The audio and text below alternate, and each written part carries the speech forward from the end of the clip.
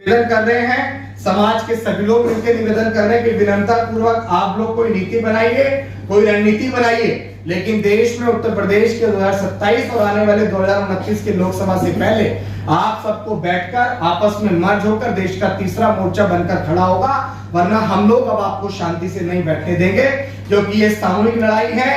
आपकी आपस के मतभेद और उस मतभेद की लड़ाई के चक्कर में पूरे समाज का, फूले शाहू अंबेडकर और मान्यवर कांशीराम साहब का, और देश में अंबेडकरवाद के नाम पे जो पॉलिटिक्स हो रही थी वो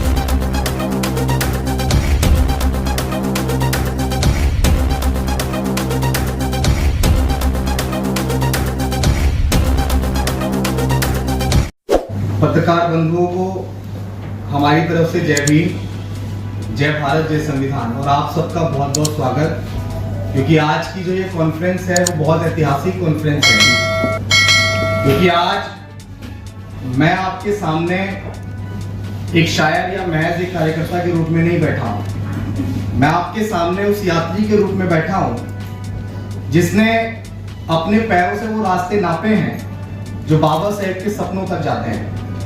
हमने देश में 2 महत्वपूर्ण यात्राएं की, जैसा कि आप सब लोगों ने सोशल मीडिया के माध्यम से देखा भी होगा।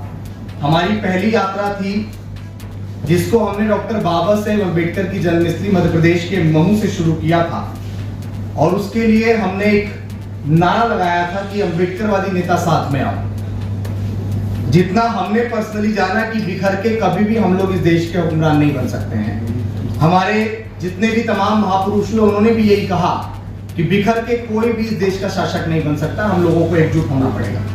उस पदयात्रा में समाज के हजारों लोग हमारे साथ जुड़े, हजारों लोगों ने समर्थन किया। महू से यात्रा शुरू हुई, फिर महू से इंदौर, देवास, सीहोर, सोनकच्छ, भोपाल, विदिशा, खुरई, ललितपुर, झांसी, डबरा, दतिया, ग्वालियर, मुरैना, धौलपुर, आगरा, हाथरस, अलीगढ़, औरैया, फिरोजाबाद, बुलंदशहर, हापुड़, मेरठ, फिर गाजियाबाद, और उसके बाद लगभग 4.5 महीने के लंबे अंतराल के बाद हम लोगों ने दिल्ली जंतर मंतर पहुंचकर बहुजन एकता संकल्प महारैली का ऐलान किया। उसमें भी हजारों की संख्या में लोगों ने पहुंचकर इस बात पे सहमति जताई कि हाँ, इस देश के अंबेडकरवादी नेताओं को भी एकजुट होना चाहिए।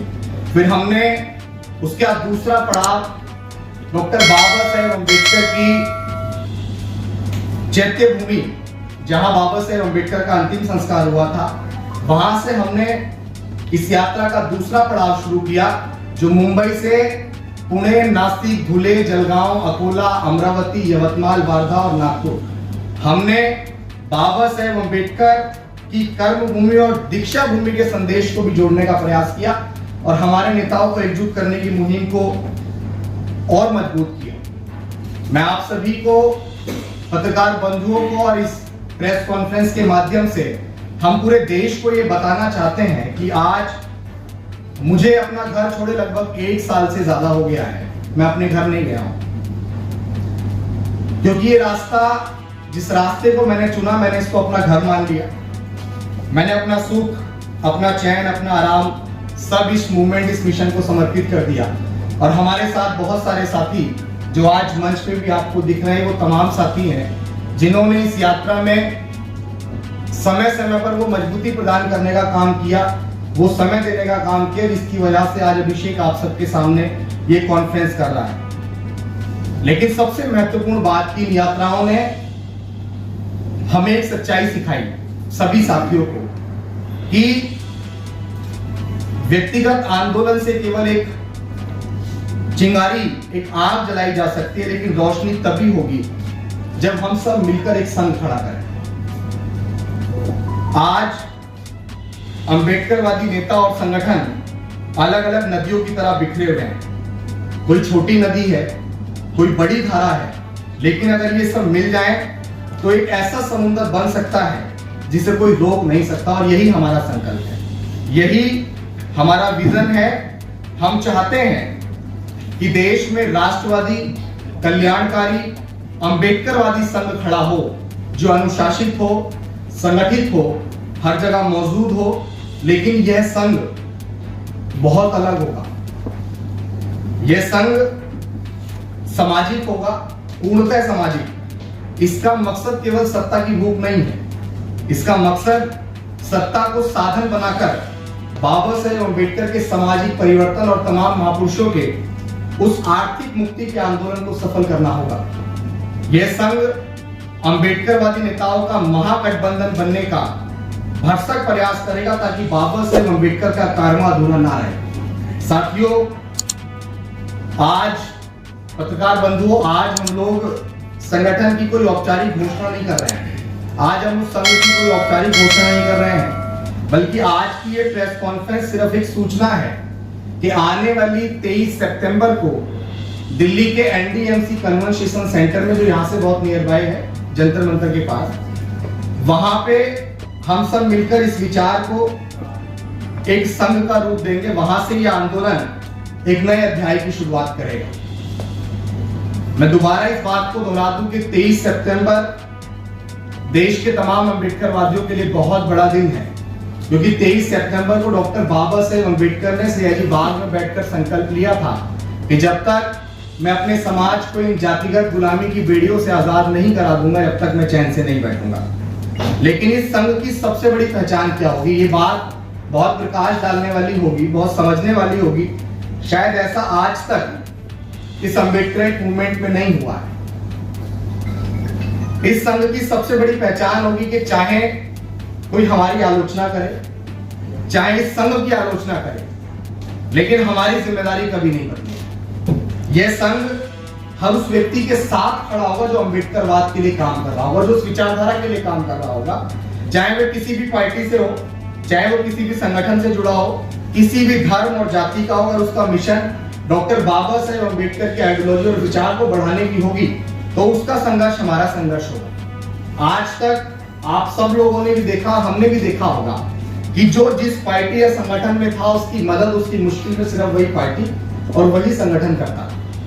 जब आज हम इसकी बहुत आवश्यकता महसूस कर रहे थे कि आज इस देश में एक ऐसे विचार, एक ऐसे विजन या एक ऐसे संघ की आवश्यकता है जो सबको समान लेकर खड़ा हो। सब लोग आपस में बटे हुए थे, आपस में मतभेद करते थे, लेकिन अब ऐसा नहीं होगा।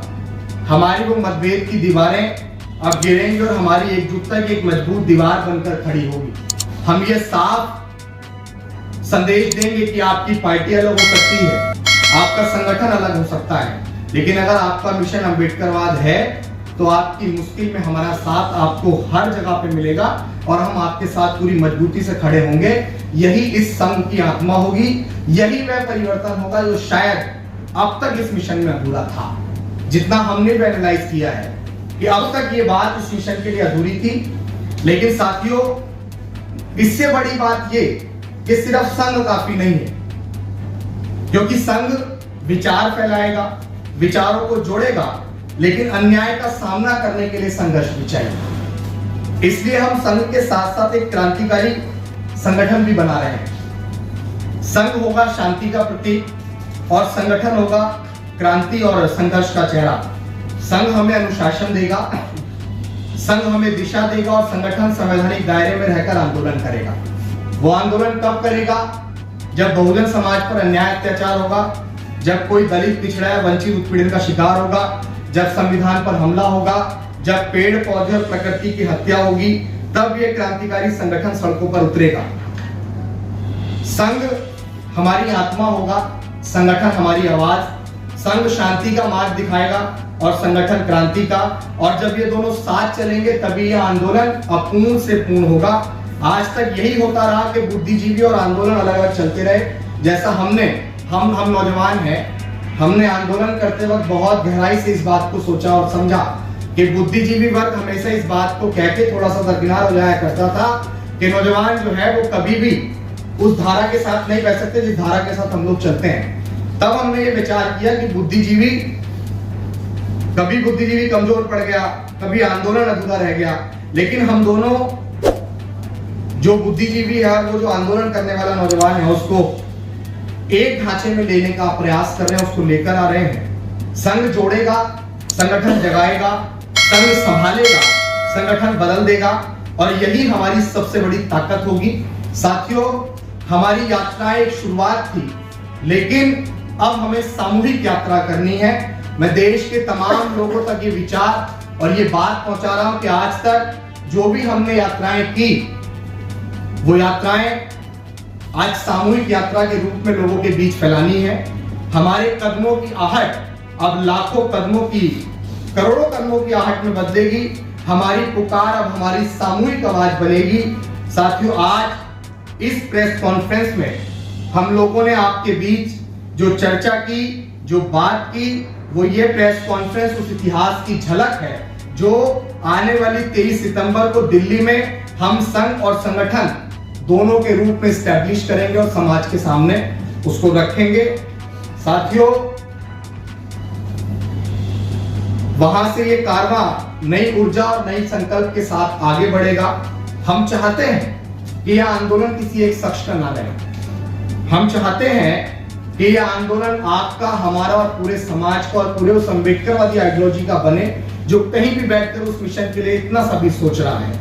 यही बाबा साहेब अम्बेडकर के सपनों की ओर बढ़ने का पहला कदम होगा और हम बाबा साहेब अम्बेडकर के उस कारवां को बढ़ाने के लिए दृढ़ संकल्पित होकर आज इस प्रेस कॉन्फ्रेंस में औपचारिक रूप से नहीं, लेकिन ये घोषणा जरूर कर रहे हैं कि हाँ, जिस अभिषेक को आज तक सिर्फ एक बहुजन शायर और एक सामाजिक कार्यकर्ता के रूप में आप लोग देख रहे थे, आगे ज्यादा बदलाव नहीं है। सिर्फ इतना है कि हम लोग उस ढांचे को, उस व्यक्तिगत लड़ाई को जिसको सिर्फ मैं व्यक्तिगत लड़ रहा था, उस लड़ाई को हम लोग एक सामूहिक लड़ाई के रूप में परिवर्तित कर रहे हैं। और ये सत्यता है कि आज तक आप लोगों ने भी देखा होगा कि जो जिस पार्टी, जिस संगठन में होता है, वो उन्हीं पार्टी, उन्हीं संगठन के लोगों की मदद करता है। लेकिन माननीय कांशीराम साहब ने, डॉक्टर बाबा साहेब अम्बेडकर ने कहा था कि राजनीतिक जड़ें मजबूत हो ना हो, लेकिन सामाजिक परिवर्तन की लड़ाई कभी नहीं रुकनी चाहिए। और उस सामाजिक परिवर्तन की लड़ाई को बढ़ाने के लिए हम लोग पूरी मजबूती से दृढ़ संकल्पित हैं। समाज के बीच ये मैसेज देना बड़ा अति आवश्यक था। मैं इस पे भी थोड़ा सा प्रकाश डालूंगा कि हमारी यात्राएं लेकर सड़कों पर क्यों उतरना था। बहुत सारे लोगों के सवालात होते हैं कि भाई नेताओं को एक करना था तो नेताओं के पास जाना था, नेताओं के पास जाके बात करनी थी। लेकिन जब मेरे मन में कोई सवाल आया, मेरे मन में कोई विचार आया, तो मैं उस विचार को सिर्फ इसलिए ना मान लूं कि मेरे मन में कोई विचार आया, इसलिए मैं उस विचार को सड़क तक लेकर गया, समाज तक लेकर गया। और जब समाज ने हजारों की संख्या में उस विचार के अंदर सहमति जताई, तो पता लगा कि आप या हम सब मिलकर जिस विचार को कर रहे हैं कि अम्बेडकरवादी नेताओं को भी इस देश के अंदर फूले शाहू अम्बेडकर और मान्यवर कांशीराम साहब और तमाम वो महापुरुष जिन्होंने जाति अंत के लिए काम किया है, उन सबको मिलकर भी देश के अंदर एक तीसरा मोर्चा खड़ा करना चाहिए। मैं आज इस प्रेस कॉन्फ्रेंस के माध्यम से अपने तमाम अम्बेडकरवादी नेताओं से भी ये सवाल करना चाहता हूं कि जब भारतीय जनता पार्टी के लोग एनडीए जैसा गठबंधन बनाकर, छोटे छोटे बड़े बड़े दलों के साथ गठबंधन बनाकर देश के अंदर शासन सत्ता पर स्थापित हो सकते हैं, वो कांग्रेस पार्टी जिसने डॉक्टर बाबा साहेब अम्बेडकर को जीते जी और मरणोपरांत सम्मान नहीं दिया, वो कांग्रेस पार्टी जब इंडिया जैसा गठबंधन बनाकर छोटे छोटे और बड़े बड़े दलों के साथ भी देश का मजबूत विपक्ष बन सकता है, तो फूले शाहू अम्बेडकर की आइडियोलॉजी पे काम करने वाले लोग आज देश में तीसरे मोर्चे के रूप में क्यों खड़े नहीं हो सकते हैं? हम उस शासन सत्ता की ओर बढ़ने के लिए क्यों एस्टैब्लिश नहीं हो सकते हैं?